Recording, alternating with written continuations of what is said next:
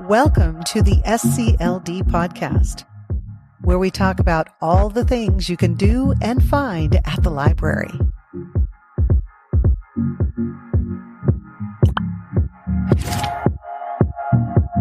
Hello and welcome to the podcast. I'm Erin Dodge, the communication specialist here at the library.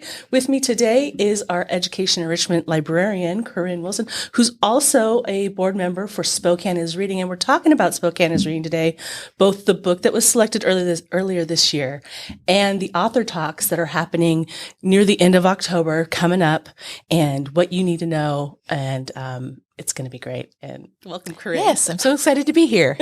Great. And now tell us a little bit about Spokane Is Reading, who's involved, and what does it do? Absolutely. So back in 2001, Spokane Public Library, Auntie's Bookstore, and Spokane County Library District collaborated and decided that it would really be beneficial to Spokane if we had some kind of community-wide read, yes. something good for discussion that everybody is reading at the same time and talking about, to bring kind of our different neighborhoods and different types of readers together. Yes. So they did the first one, Plain Song, and it was a success. And we've just kept building on it for over 20 years until it's something expected that a lot of longstanding community members look forward to every year.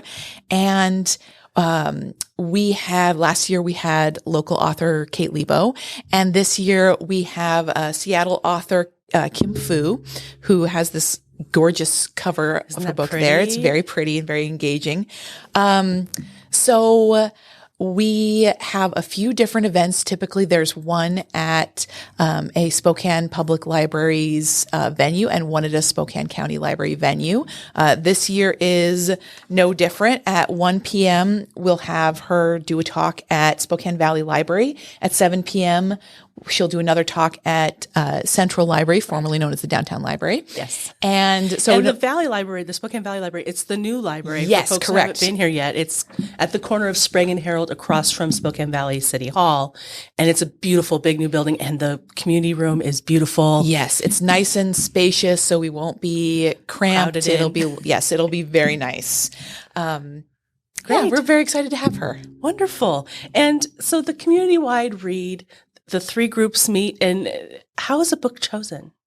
We usually start with a long list of folks who have a book that is going to be good for discussion. Okay. We try to have something that's relatively accessible. You don't have to have a particular experience to understand it. Oh, for sure. It's not too dense to get through. Yeah. And then we also look at who's likely to be available and affordable. Sometimes we ask, hey, what author would you like to see come to Spokane Is Reading? And people will say, oh, we'd love to have Neil Gaiman. We'd love to have J.K. Rowling, Stephen King, yeah. And Barbara Kingsolver. So for folks who don't know at home, I was on the committee for a number of years, and Corinne took my spot when I could no longer be on the committee, which absolutely. Thank you. So I do know we get the requests for Neil Gaiman. Oh, for sure. Stephen King. A little out of our budget. All of those folks are out of our budget. Yes. Also, their availability is well, that's very the small. thing. Some authors are really selective, so they wouldn't want to. They'd probably want more of a national venue that absolutely had yes a big televised event, and they would get a big paycheck. Yes.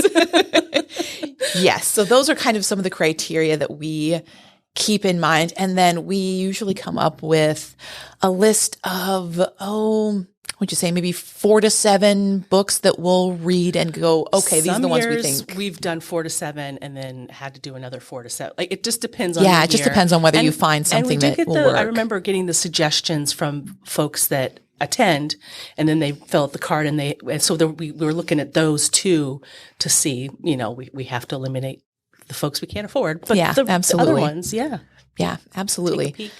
Yeah, so that's sort of how it works. Is we'll read several of them, and then there will just be a discussion on, what do we think is going to be compelling? Is there something about this book that's a little bit different that we haven't done before? For example, we haven't done about this because we haven't done short stories in a while, and you guys announced this pre-summer or at the beginning of summer, somewhere around there. So folks who got the announcement and heard it, they already had a chance to read it. But for those who haven't or who are still waiting for a copy, because holds can get a little long. Of course. Tell us a little bit about what they can find or what they can expect from this book, because it's a little different. It is. It's very different. Yeah. This author, so it's a collection of short stories. Okay. Some short stories are kind of mini novellas, but not so with this book. They are actually short stories that nonetheless feel complete. And I think that one of the really compelling things about this author is that she's hugely versatile in terms of the tone of a story and the theme of a story. Okay. Some authors, a lot of what they write is very much in the same style, but she's got a wide range of things that she can do. So all of these stories, some of them are, more in the vein of sci-fi fantasy. Some are, there's a few that are kind of darker in tone. They've got very different themes. Many of them, have heavy metaphor in them. And I think it's also a book that's very appealing to people who write or appreciate beautiful writing, because she is a very skilled writer. She knows when to trust the reader. Okay. There is some ambiguity in some stories where it's kind of up to interpretation as to exactly what's happened. That sparks a lot of discussion, talking about how, a book that sparks discussion and folks can read the same passage like that and have different takeaways. Come away with totally different, And then if you're talking about I didn't think of that. That's a really interesting moment to think about and discuss and read. Absolutely. Yeah. It really lends itself to good discussion. And of course, with every collection of short stories, there's some that, if you've got a book group or another group that's reading this, there's always going to be some short stories that really resonate with some people and other short stories that really resonate with others. Right. And that makes for good discussion too. Why was this one your favorite? Right. The other thing that I think is, so great about this book is that, and for folks, we have podcasts, a lot of it's video, but some people are only listening. I don't think we told the title. It's Lesser Known Monsters of the 21st Century. Yes. So that's what we're talking about. Kim Fu's stories, Lesser Known Monsters of the 21st Century. Sorry, I just dawned on me we held up the book for video, but we didn't really just say the people title. Are going to be squinting trying to read this poster, and it's not going to work. Okay. Are you ready to hear spooky stories that delight? Try festively fun activities and crafts and show off your sensational costume? Well, you're in for a treat, because it's time for our slightly spooky celebration at the library. We've got mysteriously fun activities and eerie crafts for some silly and spooky fun. Mark your calendar for a slightly spooky celebration at the library. Oh, and don't forget to wear your favorite slightly spooky costume. Sorry, I interrupted you. You were saying. Yes. What was I saying? So yes, the writing is very beautiful. I think that really appeals to folks. She knows kind of when to trust the reader. She doesn't tell too much. Okay. And there is a really wide variety of types of stories. One of them is very much about growing up and friendship, but has is it that magical? I think I know which one you're talking about. Yes, I don't want to give it away. There's magical realism in several of these stories. And there's one where kind of as just a normal part of puberty, a girl grows wings. That was what I was thinking of. There's one where there is a simulator that can show you, it's sort of like, it can put you into a situation that's only in your mind. But there's particular rules about what you can and can't see. There's one with a husband and wife who keep killing each other because you've got a 3D printer that's so advanced that it can recreate the human body. Wow. There's just such a wide variety of what's going on. There's one where some kids in a neighborhood, a family experiences a tragedy, and one of the things they leave behind is a really creepy looking doll. And of course, as adults, we're like, get rid of that ASAP. And of course, every kid who plays with it, something terrible happens and they pass it along.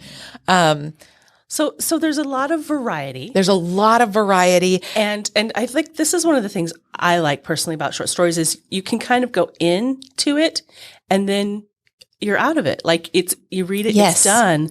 And there are times when I don't want to leave that character or that group of characters and I want to read more. And I always hope the author writes a full length book for these people, you know, Yes. or whatever. And so that can happen in short stories, but I like that sometimes I'll be reading a novel and it'll be so long and it'll take me quite a while because I read late at night before bed. And, you know, sometimes that's when I'm also Yes. falling asleep. So it takes me a while to get through like a long novel, but these you can kind of get in and out. And I love that because they're so encapsulated. And like what you were talking about, the way she writes, it leaves you thinking like, oh, and so you can sort of sit with that encapsulated story and be thinking about it and processing it. And then guess what? There's another one. Yes. Like, yes. like, okay, let me read another one. I'm done thinking about this one. Let's, you know, and I love that. None of about them go short on stories. too long and they really draw you in quickly Yeah. too. So you could easily just do a story a night before bed and be through this book in no time at all. Wonderful. Yes. That sounds great. And now let's talk about her. She's coming to Spokane, and Yes. you said where the day, and Yes. the when and the where. Let's a little bit more about that. Let's. So she is a Seattle author.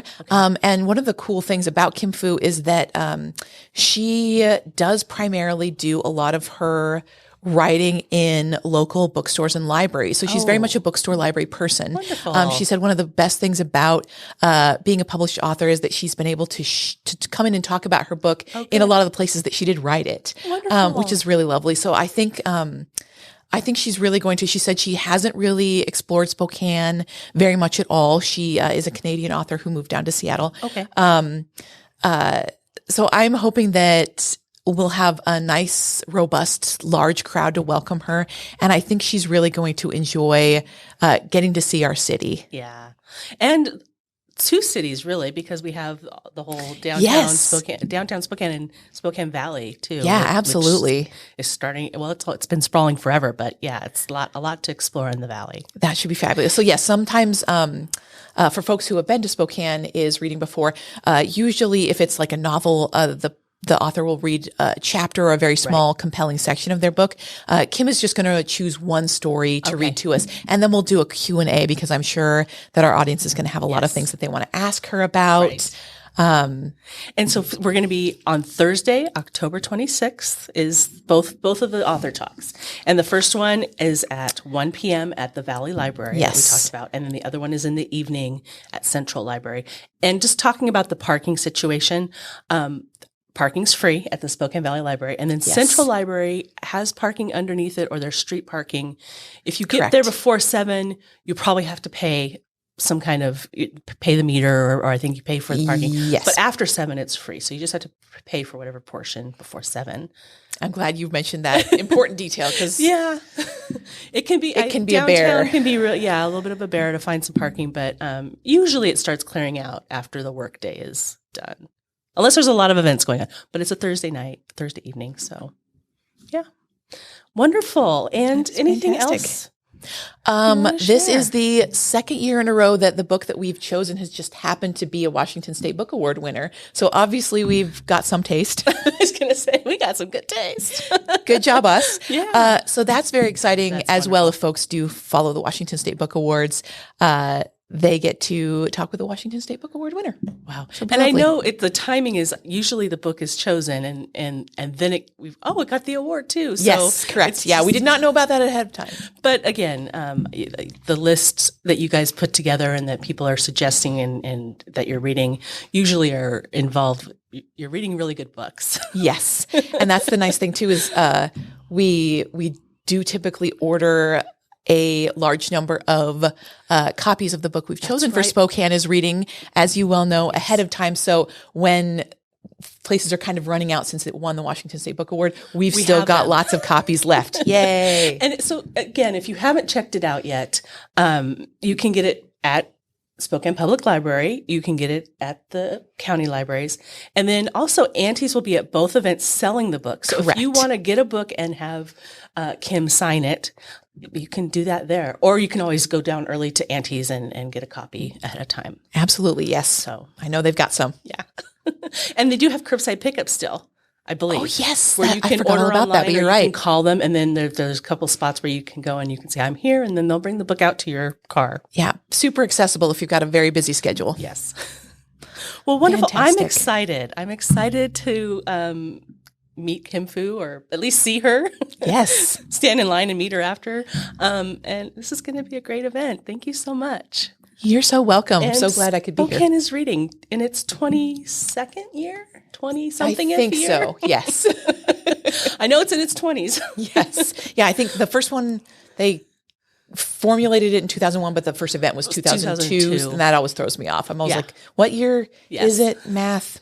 I know difficult. we hit 20 years during the pandemic where we did one of our book Yes. lists. Yeah. It's over 20 years. I'm Over firm 20. on that. So I hope you get a chance to read the book, Lesser Known Monsters of the 21st Century by Kim Fu. And then also come out on Thursday, October 26th, either to Spokane Valley in the afternoon or the Central Library in the evening, and get to catch a great author talk with Kim Fu with the Spokane Is Reading group.